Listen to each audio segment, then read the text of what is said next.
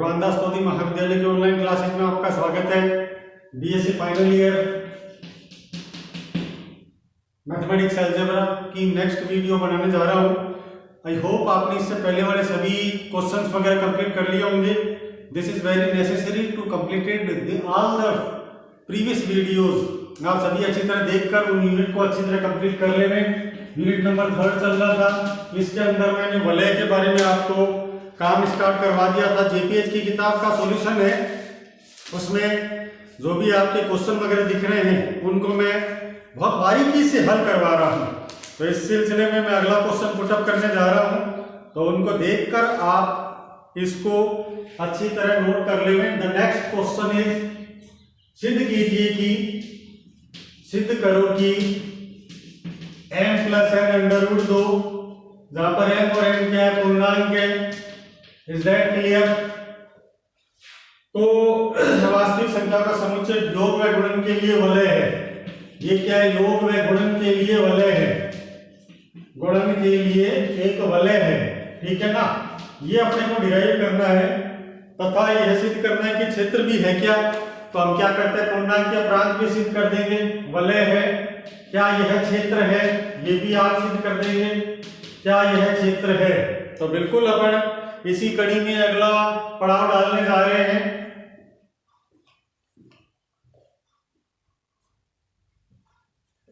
सिद्ध करो कि m plus n under root 2, m और n जहां पर पूर्णांक दिए हुए हैं, योग व गुणन के लिए वलय है।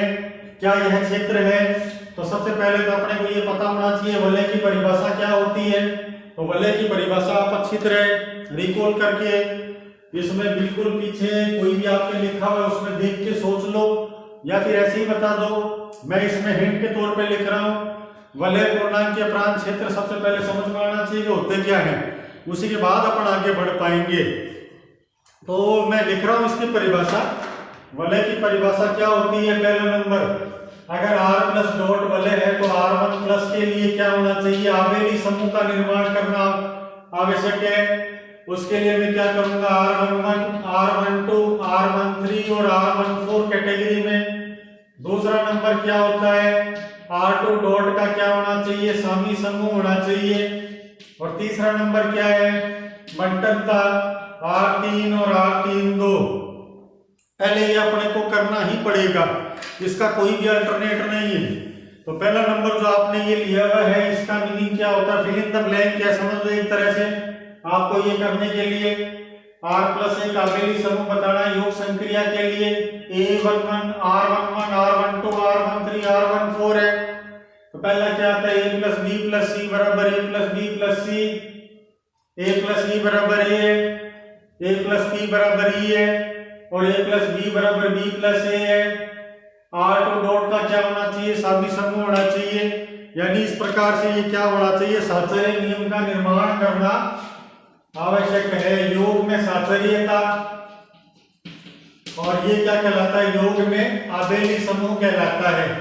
योग में क्या कहलाता है, आबेली समूह। और ये वाला चीज क्या कहलाती है, ये कहलाती है गुणन साहचर्यता कहलाता है, गुणन साहचर्यता।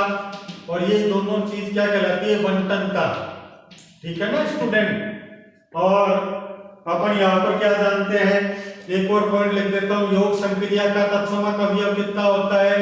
योग संक्रिया का तत्समक अवयव 0 है, और गुणा संक्रिया का तत्समक अवयव कितना होता है? 1 होता है। ये आप अच्छी तरह भली प्रकार से परिचित होंगे इन दोनों में। इसको अच्छी तरह नोट कर लो पहले।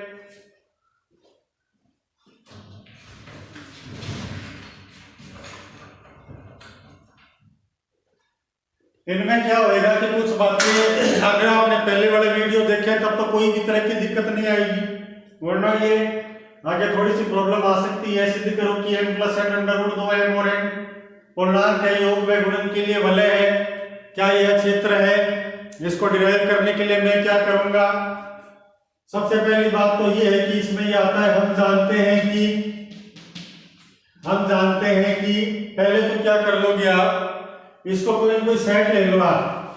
तो ये क्या ले लिया, सपोज करो आपने इसको कैपिटल ए ले लिया, m plus n under root 2 द्वारा परिभाषित है, जहां पर m और n किसको बिलोंग करते हैं, z को। जेड का मतलब कोई सम्मिश्र संख्या नहीं है, पूर्णांक है। क्लियर है? अब मैं इसमें क्या लिखूंगा, वही जानी पहचानी चीज है। अब जानते हैं कि योग व गुणन संक्रिया के लिए क्या होता है। योग व गुणन संक्रिया में सर्वदा साचर्य नियम, साचर्यता और तत्समक अवयव, साचर्यता और आबेली समूह यानी क्रम में आबेली प्रगुण विद्यमान होते हैं। ठीक है ना, ये लिख लो आप, पहले वाले क्वेश्चन का बिल्कुल टू कॉपी है।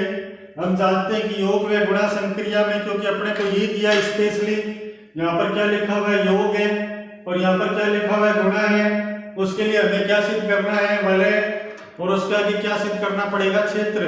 तो अपन तीनों तरह की बात को डिराइव कर देते हैं, उसके बाद देखते हैं इसमें क्या होता है। तो अपन ने ये ले लिया R11, सबसे पहले क्या दिया हुआ है योग संक्रिया के लिए, तो ये R12 R13 की जगह छोड़ी हुई है। ये क्या कहलाता है, R12 कहलाता है योग का तत्समक अवयव, योग का तत्समक अवयव कहलाता है। और ये R13 क्या कहलाता है, योग का प्रतिलोम अवयव कहलाता है। क्लियर है?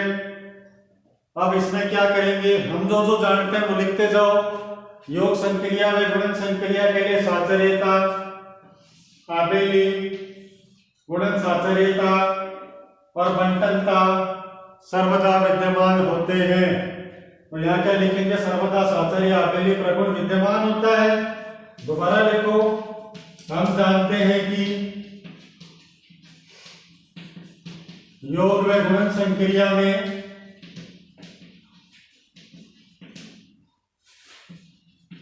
सर्वदा बंटनता विद्यमान होती है, बंटनता विद्यमान होती है। क्लियर है? सर्वदा विद्यमान होगी, इसमें कोई भी दो तरह का पॉइंट नहीं रहेगा, बिल्कुल दो टूक शब्दों में ये बिल्कुल स्पष्ट लिखना है। ये सर्वदा विद्यमान होती है चूंकि zero belongs to capital A है, क्योंकि जीरो क्या है, जेड को बिलोंग करता है। ये क्या हुआ, योज्य तत्समक विद्यमान हो गया।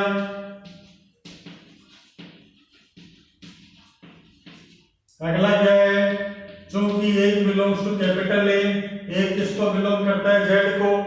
ये भी क्या होता है, गुणन तत्समक विद्यमान है।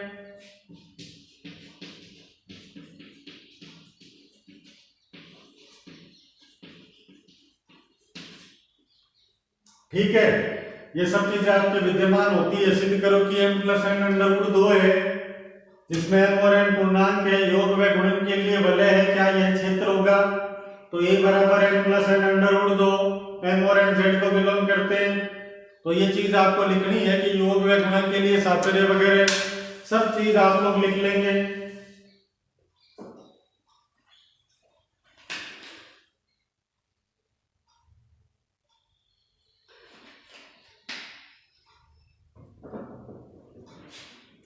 तत्समक आपने दिखा दिया, प्रतिलोम तो उसको मैं दिखा देता हूं।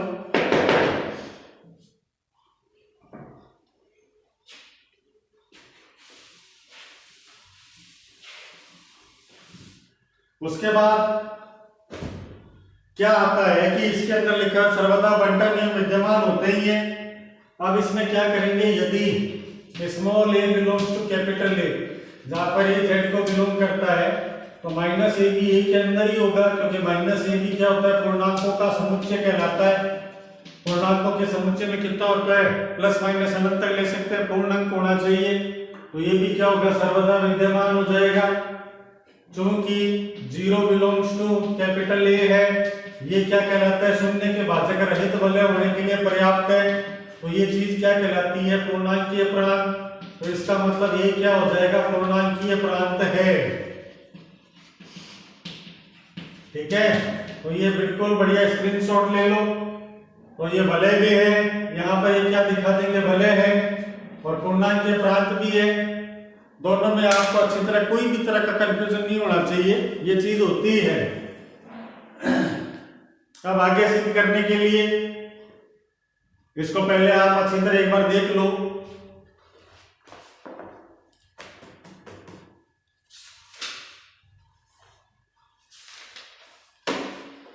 क्वेश्चन काफी किए हुए हैं, उन सब का बारी बारी से उठाकर और हल करना है। लगभग एक जैसे क्वेश्चन लगते हैं।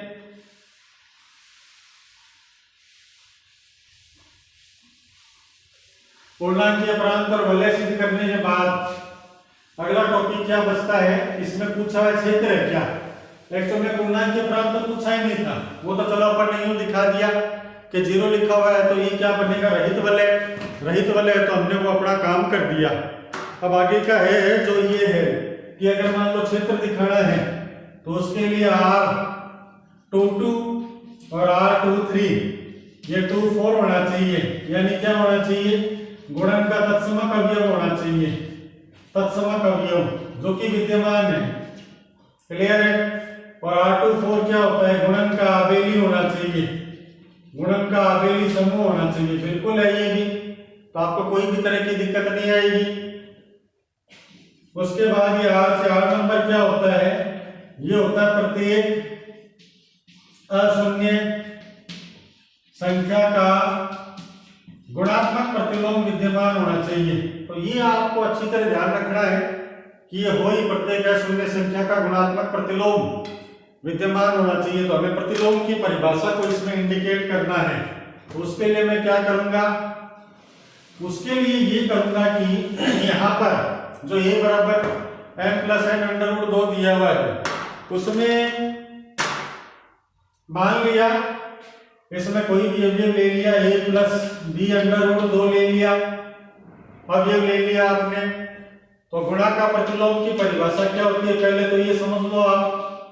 गुणा के प्रतिलोम की परिभाषा होती है a p का मान किसके बराबर आना चाहिए, e के बराबर आना चाहिए। तो ये p क्या कहलाता है, प्रतिलोम कहलाएगा। अब गुणा का तत्समक अवयव कितना होता है, तो a को p से गुणा करेंगे तो कितना आना चाहिए, 1 आना चाहिए। तो p का मान कितना हो गया, 1/a हो गया। वैसे ही अगर मान लो इसका प्रतिलोम निकालना है तो यहाँ किसका गुणा करूंगा कि 1 आ जाए। अब सोचो आप, a+b√2 में मैं किस प्रकार का गुणा करूंगा कि 1 आ जाए। तो यहाँ पर गुणा करूंगा a+b√2 इंटू 1/a+b√2 का करूंगा तो 1 आएगा। इसका मतलब p का मान कितना हो गया, 1/a+b√2 जो कि z को बिलोंग नहीं करता। फिर भी हम कोशिश करेंगे कि भाई बिलोंग कर जाए। तो उसके लिए मैं क्या करूंगा, उसके लिए क्या करूंगा, यहाँ पर 1/a+b√2 लिखा हुआ है, इसको a-b√2 और नीचे a-b√2 से ऊपर नीचे मल्टीप्लाई कर दिया। मल्टीप्लाई करने पर क्या आएगा, ये आएगा a-b√2 बटा a² - 2b² आ गया। ये तो और पेज उलझ गया। ये कभी ना कभी ये क्या होगा कि पूरा तरह नहीं कटेगा, पूर्णांक की शक्ल में नहीं बैठेगा, तो अपन इसको कभी भी पूर्णांक नहीं मान सकते। तो ये does not belong to a होगा। इसका मतलब ये क्षेत्र नहीं है, ठीक है ना, ये क्षेत्र नहीं है। बिल्कुल स्क्रीनशॉट ले लो इसका।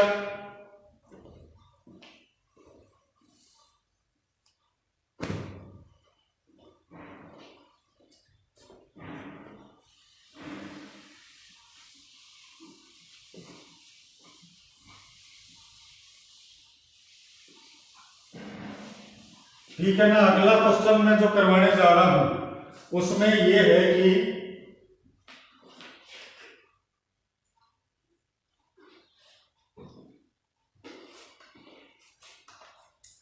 थोड़ा बहुत पहले कराया हुआ है इसका अनसोल्व, तो मैं लिख देता हूं ये और इसको भी सोल्व करना बता देता हूं। क्वेश्चन है, यदि a+b बराबर a+b+a तथा a.b बराबर a+b+ का ab है, जिसमें a और b दोनों r को बिलोंग करते हैं, तो सिद्ध कीजिए कि r प्लस डॉट एक क्षेत्र है। ठीक है ना। इसमें क्या है कि आपके पेज नंबर 203 पर ये सोल्व दिया हुआ है, जेपीएच के अंदर हल है। तो मैं इसको समझा देता हूं ताकि अपने इस कड़ी में ये भी क्वेश्चन पूरा हो जाए। फिर आगे की एक आधी थ्योरम और कराकर इसको दी एंड की तरफ अग्रसर करेंगे। नहीं, इसमें कई तरह की थ्योरम्स बाकी है। पहला दिया हुआ है, यदि a प्लस बी बराबर a plus B plus A है तथा a डॉट बी बराबर a plus B plus A B है, जिसमें A B belongs to capital R, तो आर प्लस डॉट एक क्षेत्र है, ये दिखाना है। तो हमें गिवन क्या है, पहले तो ये अच्छी तरह उतार लो। a प्लस बी का मान गिवन है a प्लस बी प्लस ए, और a डॉट बी का मान किस प्रकार से किया हुआ है, a प्लस बी प्लस का ए बी। अब इसमें क्या करना है, अपने को क्षेत्र सिद्ध करना। तो यहाँ पर मैं बता देता हूँ क्षेत्र सिद्ध किस प्रकार से करेंगे। पहला तो ये वलय का प्रकार होता है कि इसमें ये लिखेंगे वलय निम्न प्रकार से परिभाषित हो, तो ये क्या कहलाता है, क्षेत्र कहलाता है। पहला नंबर तो क्या होना चाहिए, a plus B plus C का मान a प्लस बी प्लस सी होना चाहिए। दूसरा क्या होना चाहिए, a प्लस ई बराबर ए। तीसरा क्या होना चाहिए, a प्लस पी बराबर ई। चौथा क्या होना चाहिए, a प्लस बी बराबर का b प्लस ए है। फिर क्या होना चाहिए, a dot B dot C का मान a dot B dot C के बराबर होना चाहिए। फिर क्या होना चाहिए, a डॉट ई बराबर ए। फिर क्या होना चाहिए, a डॉट बी बराबर बी डॉट ए। उसके बाद क्या होना चाहिए, बंटनता। उसके बाद क्या होना चाहिए, प्रत्येक अशून्य संख्या का गुणात्मक प्रतिलोम विद्यमान होना चाहिए, तब ये जाकर क्या बनाता है, क्षेत्र बनाता है। बिल्कुल अच्छी तरह देख लो, स्क्रीनशॉट ले लो इसका।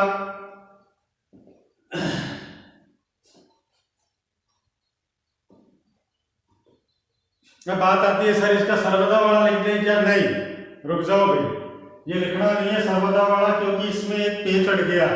वो क्या है कि इसमें संक्रिया अपने को ये दी हुई है a प्लस बी और a डॉट बी, इस प्रकार से लेना है।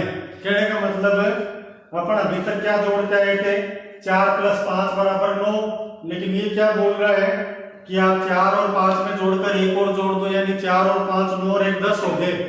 अपने को ये जोड़ना ही पड़ेगा। ये करने के लिए अपन क्या करेंगे, उसके लिए काम करते हैं। उसके लिए करने का तरीका क्या होगा वो देख लो अच्छी तरह।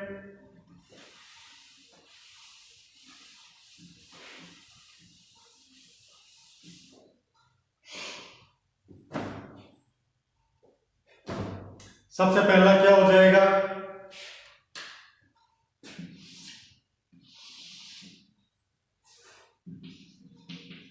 योग में साचर्यता, ठीक है ना, साचर्यता।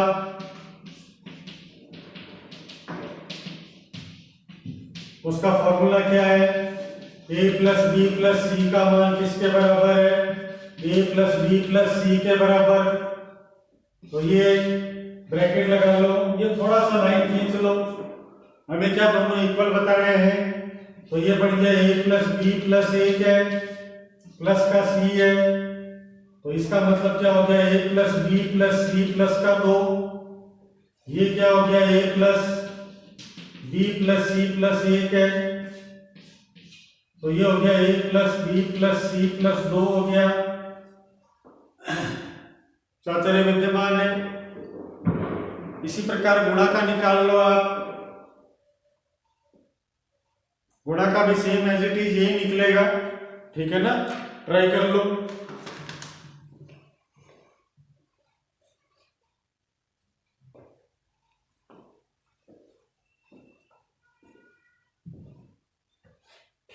उसके बाद मैं क्या करता हूं, योग का तत्समक अवयव निकाल देता हूं। 0 मत लिख देना भाई, ये आ जाएगा a प्लस ई का मान किसके बराबर आएगा, a के। तो ये बन जाएगा a प्लस ई प्लस 1 बराबर a है। तो e की वैल्यू -1 हो गई। ये बिलोंग्स टू कैपिटल R होता है। इसका मतलब क्या लिखोगे, विद्यमान है।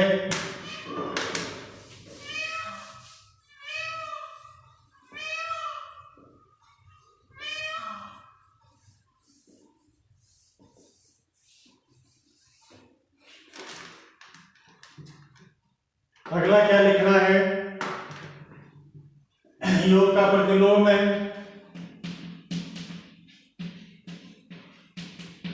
योग के प्रतिलोम में क्या आ जाएगा, a प्लस पी का मान किसके बराबर है, e के, तो ये आ जाएगा a प्लस पी प्लस ए बराबर minus A. a plus P बराबर कितना आ गया, -2 आ गया, तो p बराबर -2, a प्लस 2 आ गया, माइनस कॉमन ले लेंगे,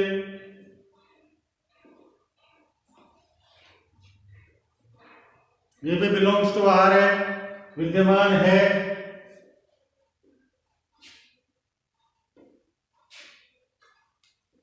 संक्रिया जो दे रखी है उसके अनुसार ही अपने को काम करना है। उसके बाद दूसरा क्या होता है, गुणन का साहचर्य, यह हमने निकाल लिया होगा। बंटनता एक सिद्ध कर देता हूं, ये है ये डॉट b प्लस सी का मान a डॉट b और प्लस का a डॉट सी के बराबर।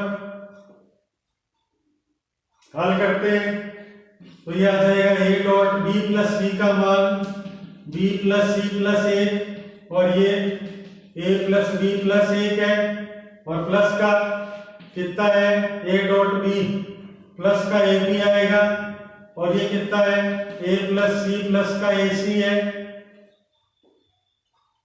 a dot b plus C का मान कितना आ जाएगा, ये आएगा a plus b plus C plus A plus का ए बी प्लस का ए सी और प्लस का ए।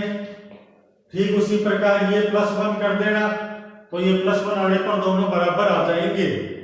ठीक है ना, ये बंटनता का पहला नियम है, बिल्कुल आप स्क्रीनशॉट ले लो और इसको कंप्लीट कर लो।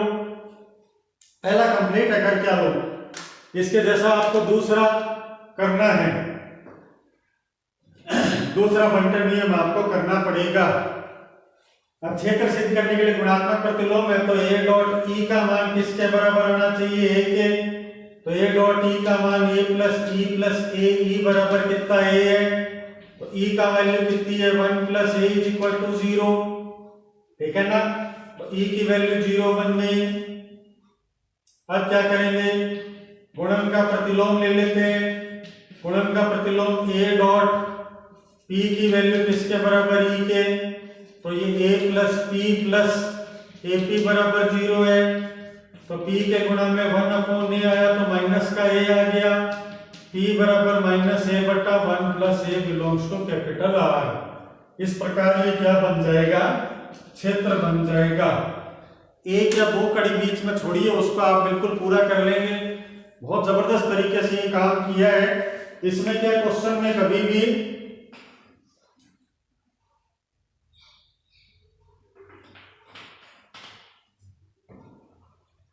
ये नहीं इसमें देखना चाहिए किस प्रकार का है, बिल्कुल आपके ये पूरा कंप्लीट होना चाहिए। बुक में सॉल्व दे रखा है, एक प्रकार का छुड़ाया है। नेक्स्ट जो भी आपके थ्योरम चल रही है, एक बार मैं वेरीफाई कर लेता हूँ। कुछ क्वेश्चन है, बिल्कुल मैं उसको बता रहा हूँ। ठीक है, तो स्टूडेंट यहाँ पर ये वीडियो को समाप्त करते हैं। अगले वीडियो में क्या करेंगे, नया क्वेश्चन आपके सामने पुटअप करके हल करवा रहा हूँ। तब तक कि आप पीछे वाला सभी अच्छी तरह रिकवर कर लेवे। वल्ले के प्रकार है, वल्ले की परिभाषा है, ये आपको अच्छी तरह बताई हुई है, जिसको आपको समझना भी है और देखना भी है। तो यहाँ पर वीडियो को रोकते हैं। With best of luck, thanks.